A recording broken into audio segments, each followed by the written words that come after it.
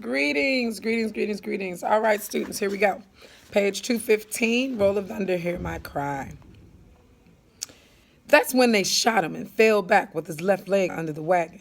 Then Jack reared up, scared by the shot, and I couldn't hold him, and the wagon rolled over Papa's leg.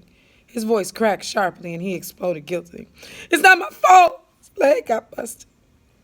This is the scene where we have Stacey sharing with his brother, his two brothers, and his sister the story of how Papa got hurt. I thought on what he had said, and laying my hand on his shoulder, I said, "No, it ain't.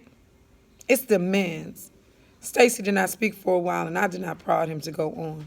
Finally, he cleared his throat and continued huskily. Soon as I could, I tied Jack to a tree and run back to Papa. Papa told me not to move him, to get down in the gully. After them men shot Papa, they come down trying to get Mr. Morrison, but he was too fast and strong for him.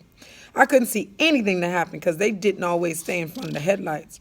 But I did see Mr. Morrison pick up one of them men like he was nothing but a sack of chicken feathers and fling him down on the ground so hard and must have broke his back. Ain't never seen nothing like it before in my whole life. Then one of the other two that had the gunshot and Mr. Morrison had shot the gun, but he didn't hit Mr. Morrison. Mr. Morrison, he ducked away from the headlights into the darkness, and they went after him. Couldn't see nothing then, though, he said, glanced toward the door where Papa lay. Heard bones cracking. Heard somebody cursing and crying. Then I couldn't hear nothing but the rain. And I was real scared, afraid they'd kill Mr. Morrison. But they didn't, reminded little man, his eyes bright with excitement.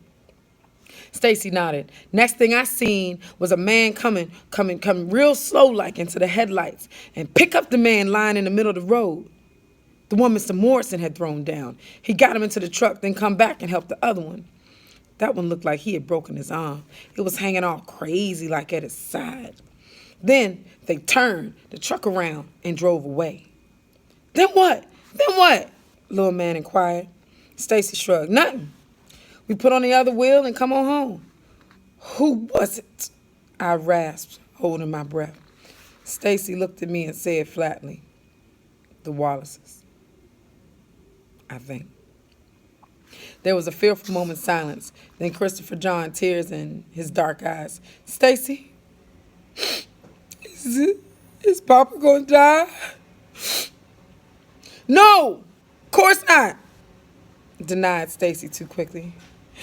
But he was so still. I don't want Papa to die, wailed little man. He's just sleeping like Mama said, that's all. But when he gonna wake up? Cried Christopher John, the tears escaping down his plump cheeks. In the morning, said Stacey, putting a comforting arm around both Christopher John and little man. Just you wait and see. He'll be just fine come morning. Stacey, still in his wet, muddy clothes, said nothing else. Neither did the rest of us. All the questions had been answered, yet we feared as we sat silently, listening to the rain soft now upon our roof, and watching the door beyond, in which Papa lay and wished for morning. Chapter 10, page 218. How does it look? Asked Papa as we passed through the sitting room on my way out the side door. Over a week had passed since he was injured, and this was the first morning up. He was seated by a cold fireplace, his head still bandaged, his broken leg resting on a wooden chair. His eyes were on Mama at her desk. Mama put down her pencil and frowned at the open ledger before her. She glanced at me absently and waited until I closed the screen door behind me. Then she said, David, do you think we should go into this now? You're still not well. I'm well enough to know there ain't much left. Now tell me. I hopped down the steps and sat on the bottom one. Mama was silent a moment before she answered. With Hammer's half of the mortgage money, we've got enough to meet the June payment. Nothing more. A couple of dollars, but that's all. They were both silent. You think we should write Hammer and borrow some money? Mama asked. Papa didn't answer right away. No. He said finally, I still don't want him to know about this thing. If he knows I'm not on the railroad, he'll want to know why not. And I don't want to risk that temper of his when he finds out what the Wallaces have done. Mama sighed. I guess you're right. I know I am. said Papa. Things like they are. He come down here wild, angry, he'll get himself hung. Long as things don't get worse, we can make it without him. We'll meet that June note with the money we got here. He paused a moment. We'll probably have to sell a couple of cows and calves, to make them July and August notes, maybe even that old sow. But by the end of August, we should have enough cotton to make that September payment. Of course, we'll probably have to go all the way to Vicksburg to get it ginned. Can't hardly use Harlan Granger's gin this year. There was silence again. Then Mama said, David, Mama's been talking about going into Strawberry to the market. No, Papa said, not letting her finish. Too much bad feeling there. I told her that. I talked to her. Anything we just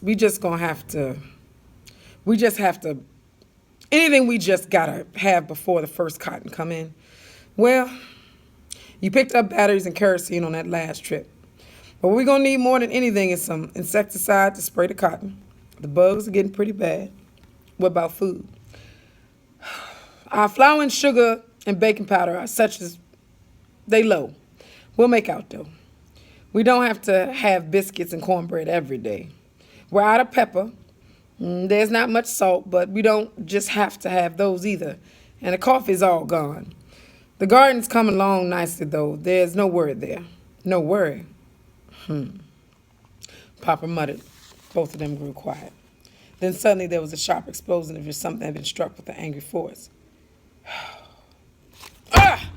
If only this leg wasn't busted. Don't let Stacey hear you saying that, David, Mama cautioned softly. You know he blames himself about your leg. I told that boy it wasn't his fault. He just wasn't strong enough to hold Jack. I know that, but still he blames himself.